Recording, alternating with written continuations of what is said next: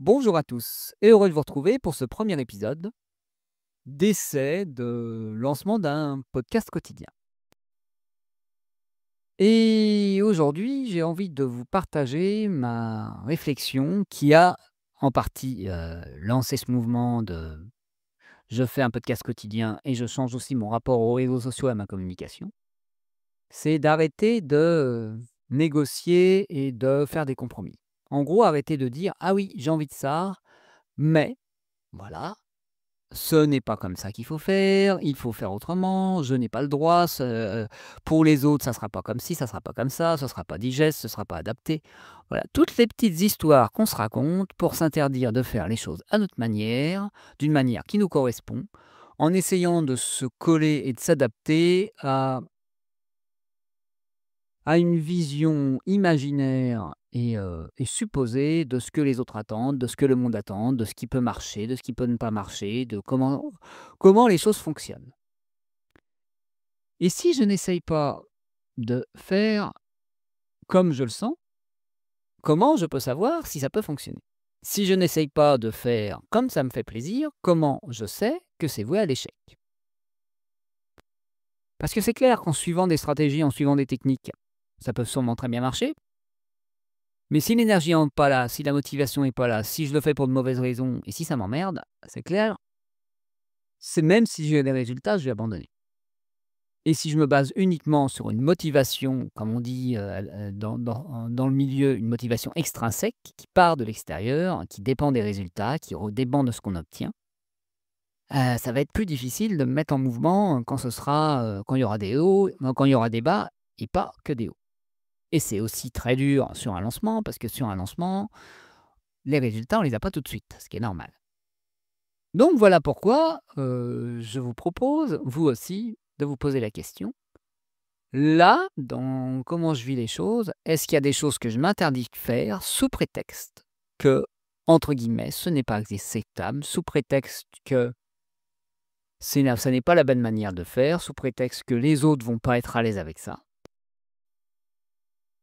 Mais qu'est-ce que vous en savez? Est-ce que vous avez déjà essayé sur la durée pour voir si le monde peut s'adapter, le monde peut l'accepter et les gens sont prêts à accepter ça? Et même dans le pire des cas, est-ce que vous êtes prêt à, pour être vous-même et avoir une vie qui vous ressemble, ne vous entourer que des personnes qui résonnent avec la vie que vous avez envie d'avoir? Moi, personnellement, j'ai pas envie d'être entouré de personnes qui consomment mon contenu et qui me disent: «Ton contenu, c'est de la merde». J'ai envie d'avoir des personnes qui sont en phase avec ce que je crée et qui sont en phase avec comment je fonctionne avec mon univers. Donc, si je me déforme d'une certaine manière, je vais pas pouvoir m'autoriser à avoir des personnes qui ressemblent à ça.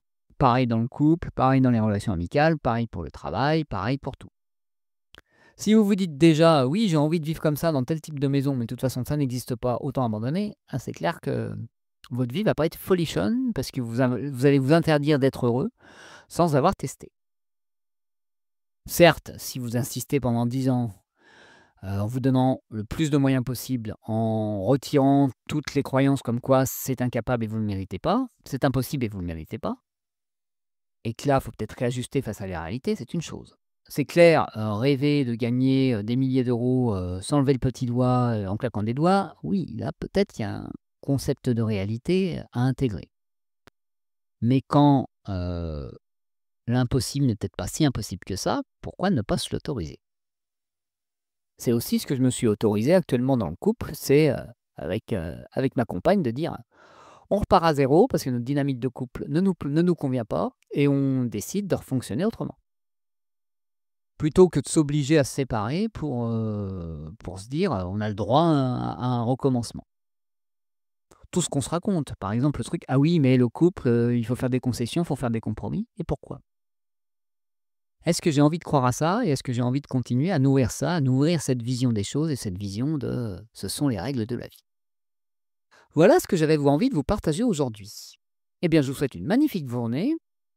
Comme toujours, si vous aimez le podcast, vous le notez, vous le partagez, vous échangez avec moi sur les réseaux sociaux, par mail à pierre@osetretoi.fr ou par d'autres moyens que vous trouverez par vous-même.